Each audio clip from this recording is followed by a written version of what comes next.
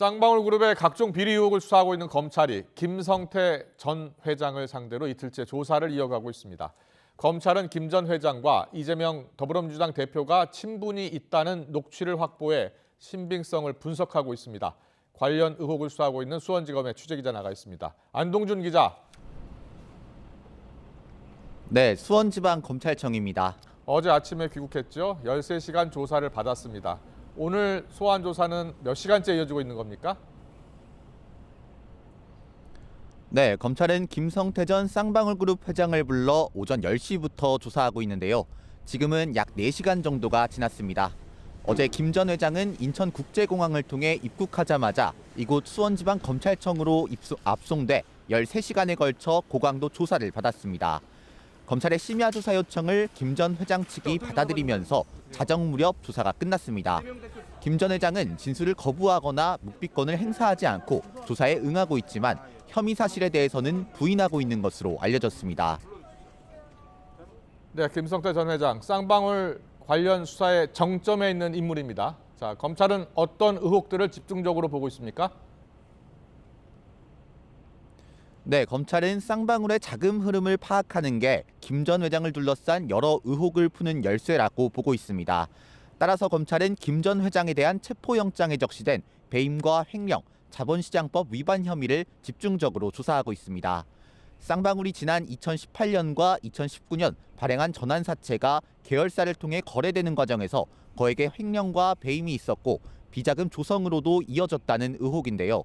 검찰은 이 자금이 이재명 더불어민주당 대표 변호사비 대납과 불법 대북 송금 의혹과 관련해 쓰였다고 의심하고 있습니다.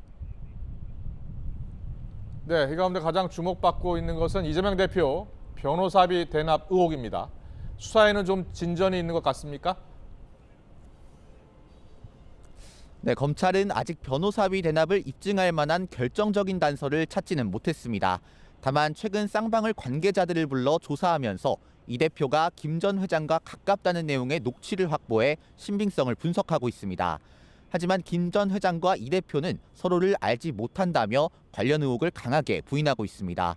또 어제 이화영 전 경기도 평화부지사의 재판에 증인으로 출석해 김 전 회장과 이 대표가 가까운 관계였다고 검찰에 진술했다고 인정했던 쌍방울 전 비서실장도 오늘 YTN과의 통화에서 사내에서 돌던 이야기일 뿐 직접 듣거나 본 건 아니라고 주장했습니다. 결국 두 사람의 관계를 명확하게 입증할 물적 증거가 없는 만큼 검찰은 사용처에 대한 추가 수사가 필요하다는 취지로 구속 필요성을 주장할 거로 보입니다. 이런 가운데 불법 대북 송금 의혹은 이미 관련자들이 구속 기소돼 있고 김 전 회장도 앞서 언론 인터뷰에서 혐의를 일부 인정하는 발언을 하기도 해서 구속영장에 담길 가능성이 있습니다.